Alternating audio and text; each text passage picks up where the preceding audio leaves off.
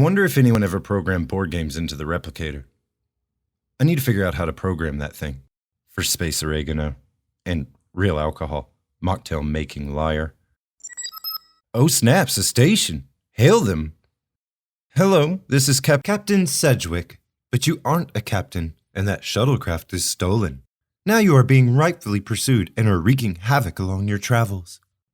Yes. Anyways, I was wondering if we had anything to trade, by which you surreptitiously mean to steal somehow, even if it costs us our lives. Do I even need to talk? I thought you guys only sensed emotions. No, that's that half-human freak with a slut mom. Jesus, okay, I thought I was the asshole. You are.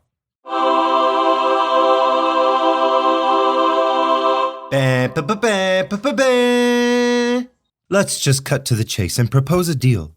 We have a pod that we can add as a lower deck to your shuttle. It will add a living quarters with decontamination station and evacuation unit.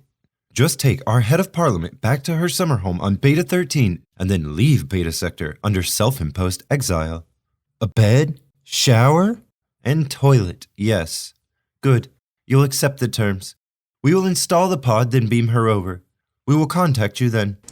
Well, while I'm waiting, I present to no one the next mission, the battle. We start out with Picard's log. The Ferengi contacted him and asked to meet them, but Picard showed up 3 days ago, and they just told him to wait. Meanwhile, he's called the doctor over to treat his headaches and fatigue, chalking it up to stress. The doctor is amazed a headache even exists. And duh, lady, having the ability to instantly treat everything doesn't mean you've cured headaches forever. Maybe someone didn't drink enough. The Ferengi finally contact the ship, and Damon Bach comes over the main screen.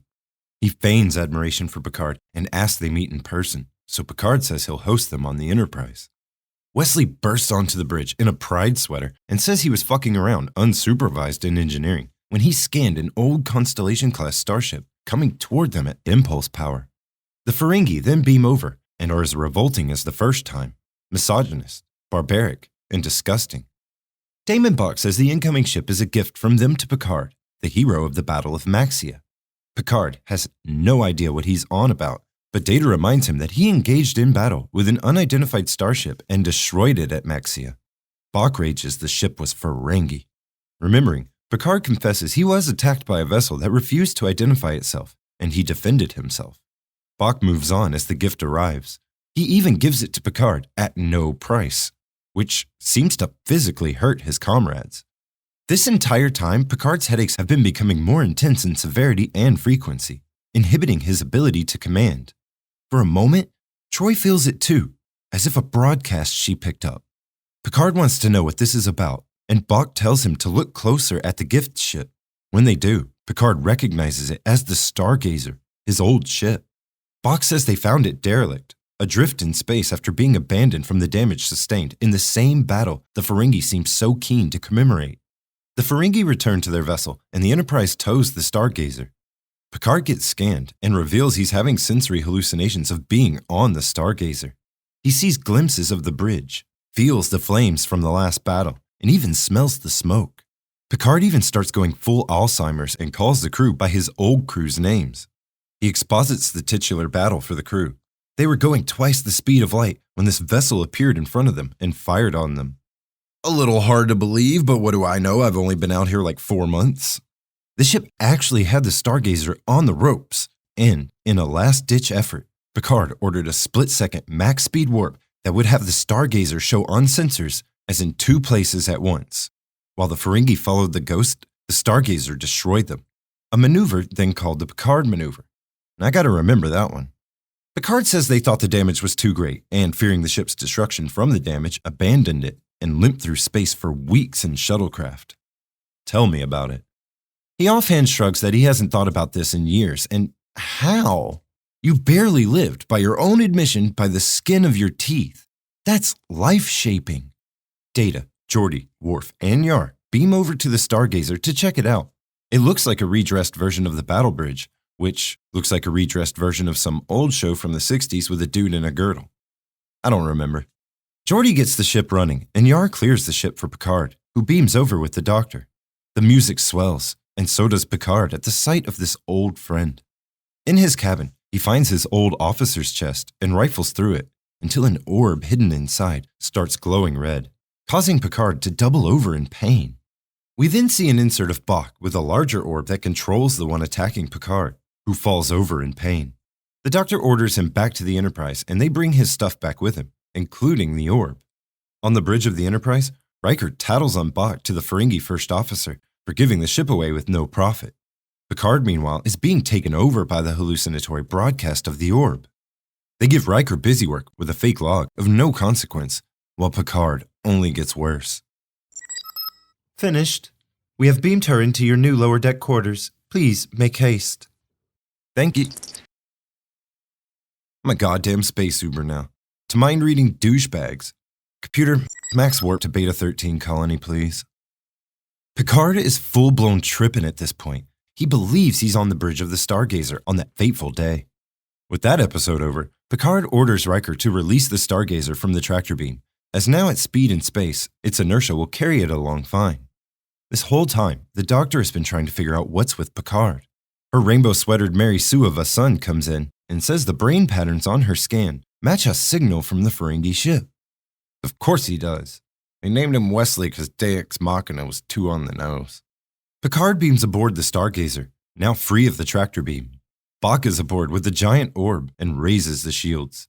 He incapacitates Picard with the orb and tells him this is revenge for his dead son, the captain of the Ferengi vessel at Maxia. On the Enterprise, the crew trace the signal to the orb in Picard's room, but the Stargazer is powering up. Bach activates the orb to make Picard think he and the Stargazer are back on the day of battle, and that the Enterprise is the enemy Ferengi vessel. Bach wants Picard to attack the Enterprise, leaving the crew no choice but to destroy the obsolete vessel and kill their own captain. But Riker calls up the Ferengi first officer, Kazago, and squeals again, showing him the orb. Kazago is appalled. The Thoughtmaker is a forbidden device. He imprisons Damon Bach and takes over the ship, leaving Riker with nothing but a good luck. Riker asks Data a defense for the Picard maneuver, and Data says, there is none. But that's bullshit.